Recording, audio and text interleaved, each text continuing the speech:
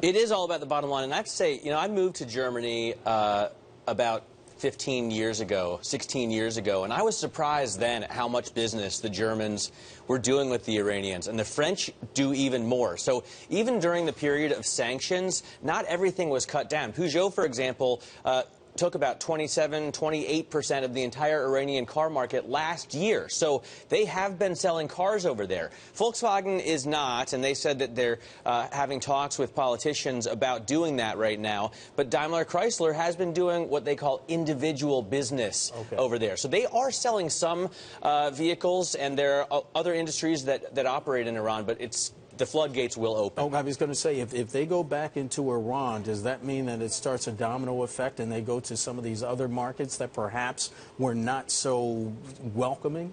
Well, the Germans have never shied away from those kind of markets, and neither have the French. They have a very laissez-faire attitude towards where they get their revenue.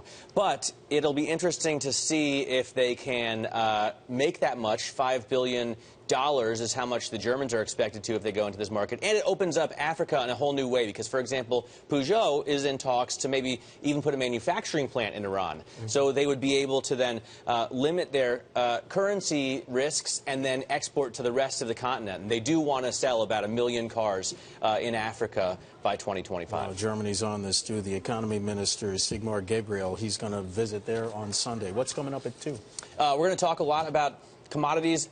My favorite part of the show is when Alex Steele comes on because she always tells me something new about commodities. I always learn something. Yeah. And for example, yesterday I was talking to her. We didn't get to put it on the show about what's going on in Mexico. They're opening up that market for the first time as well. So their oil market. And it'll be really interesting to see who gets in there. There's going to be an auction so you can bid if you want a piece of that industry, Mark.